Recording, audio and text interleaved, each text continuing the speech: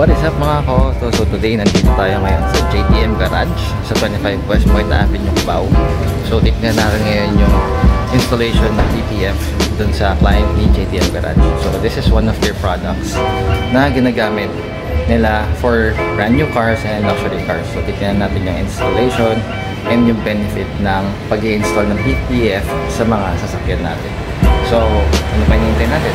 Pasok tayo sa shop so we can see kung paano yung installation. Let's do this.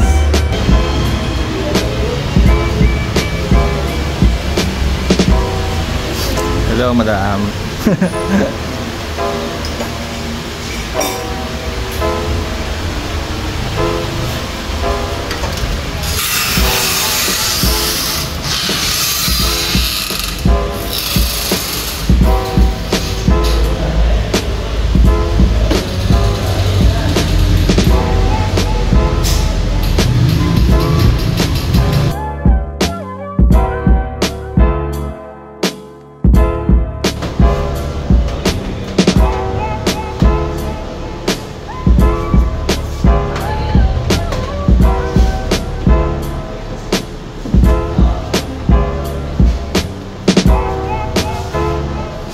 Lakay!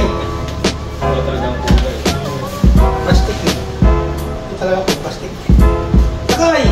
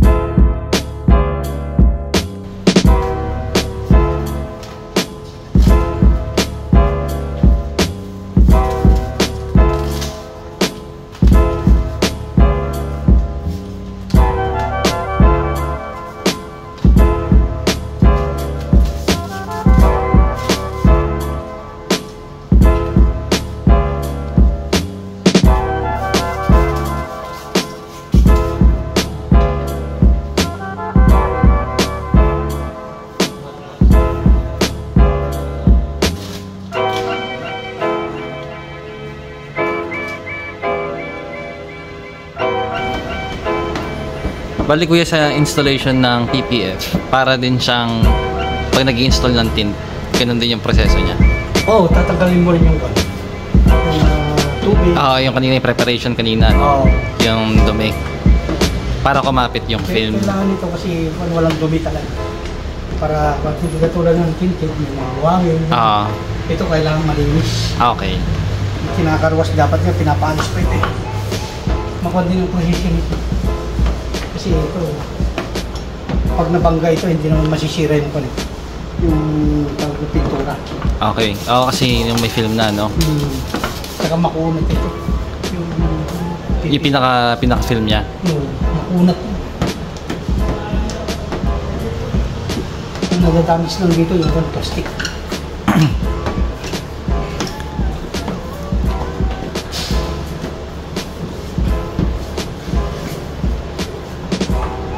At saan protektado din yung pintura, no?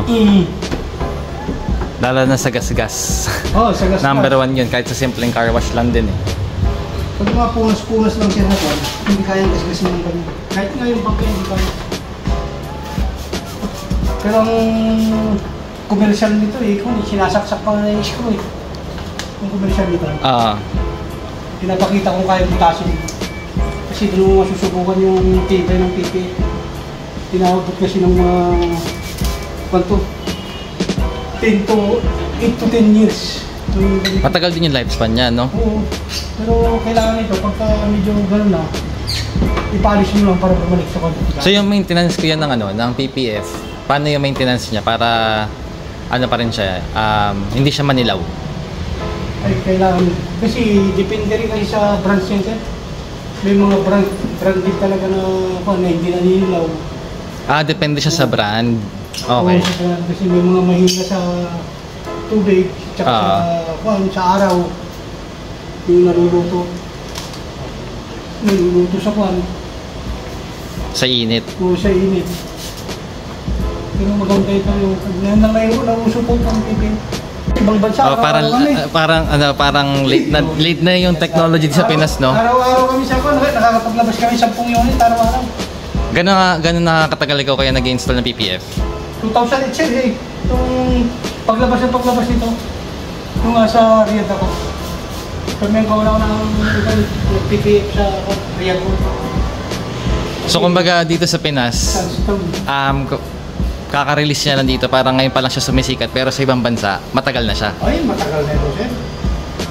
Okay. 2008 na ito, lumabas itong PPF. Kumbaga parang hindi na siya nakasanayan sa atin, no? Tsaka medyo mahal pa nun yung paglabas nito. Hindi pa kaya ng mga kababayan natin. Pero malaki talagang ganito sa mga sasakyan na luxury ba na kasi. Tsaka yung bago labas yung sasakyan mo, kailangan ipaganito mo na.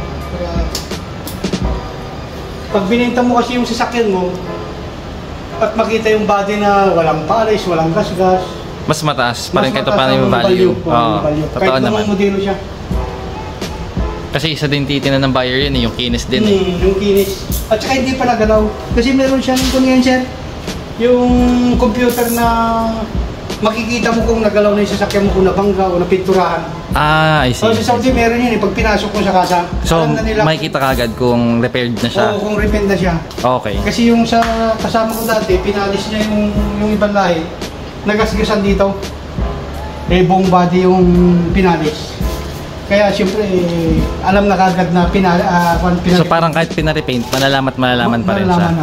Okay. Yun ang bagay sa Saudi siya. High-tech din, no? Alam na kagad eh. Siyempre, imbis na tataas yung value ng sasakyan siya, babang pa. Wala na pag maraming gasgas. Pero ito hindi magagasgas yan. Dahil subok na itong PPF sa ibang bansa. Bibigay sila ng warranty, palit talaga. Pero dito pinapalitan din talagang yung gawa namin sablay, papalitan talaga. Pero kung sa labas na, alam ko ata, babayad ka natin. Ito papalitan mo.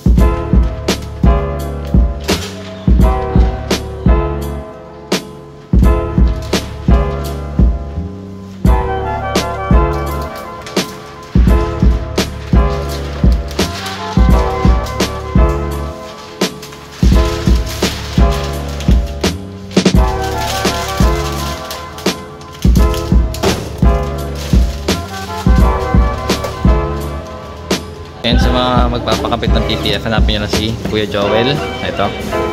Ayan. Tapos, kasama niya nag-i-install si Kuya Buboy. Ayan, dalawa sila nag-i-install ng PPF dito sa JDM Garage.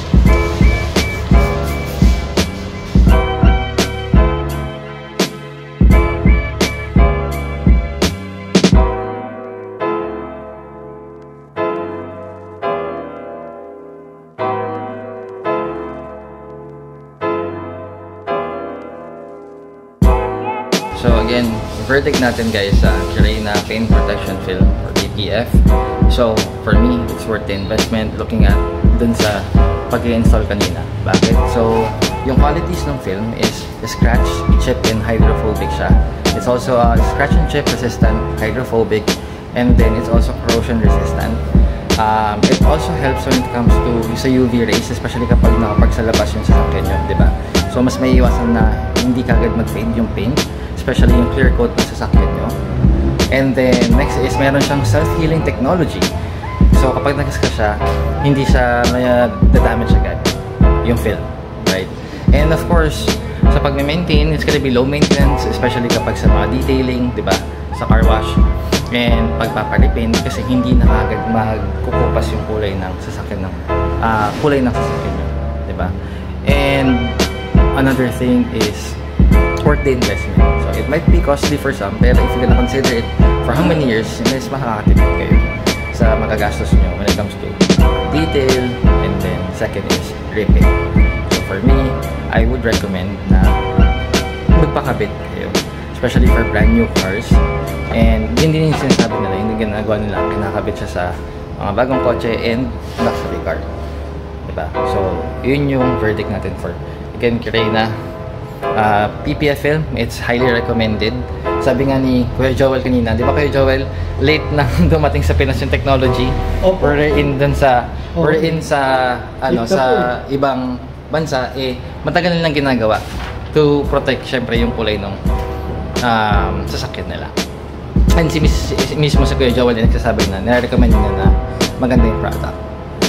Okay. So again, Kirena paint protection film. And if you wanna have it installed sa sasakyan nyo, you can visit them dito sa 25 West Point, Cubao, QC, and you can also message them sa Facebook page nila. So again, this is Kim for another episode ng ating review ng mga products, and shout out to JDM Garage for inviting us here para ma-review and makita yung process ng pag-install ng paint protection film sa mga sasakyan. So till our next vlog, peace out!